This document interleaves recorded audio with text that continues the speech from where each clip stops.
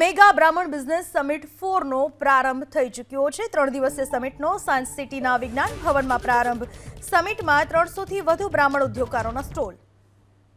અમારા કુળદેવી એ રેણુકા દેવી છે અને ભગવાન પરશુરામના માતાજી એ રેણુકા દેવી છે।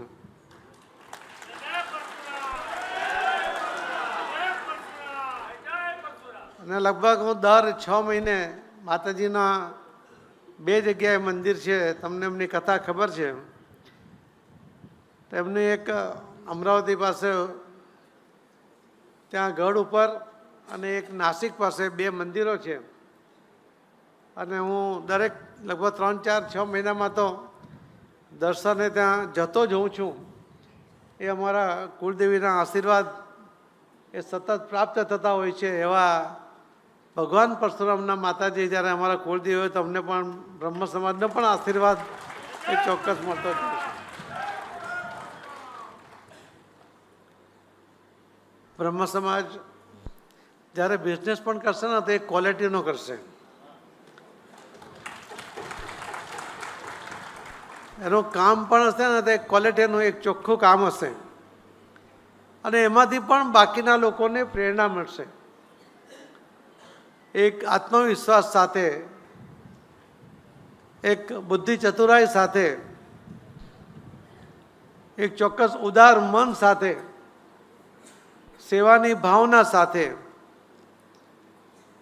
જ્યારે બ્રહ્મ સમાજ કોઈ કામ કરે છે ત્યારે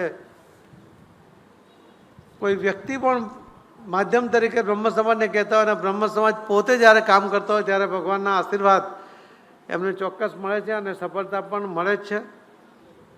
આજના આ પ્રસંગમાં ઘણા બધા વક્તાઓ છે, મારે પણ બનાસકાંઠા પહોંચવાનું છે અને મેં મુખ્યમંત્રીજીને રજા પણ લીધી છે અને પ્રમુખ તરીકે સૂચના બી આપી છે કે તમારે બેસવાનું છે।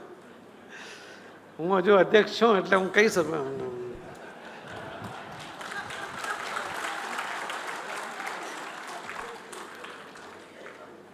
એટલે આપ સૌને ખૂબ ખૂબ શુભેચ્છાઓ સાથે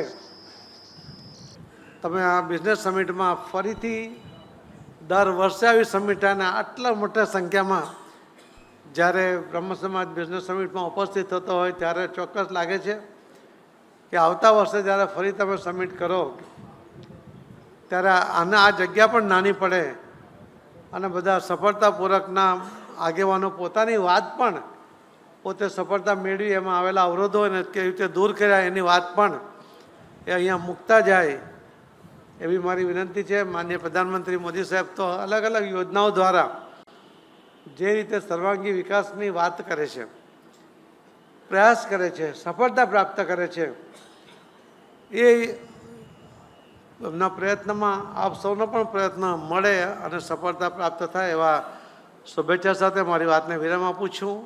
ખૂબ ખૂબ ધન્યવાદ। જય જય પરશુરામ।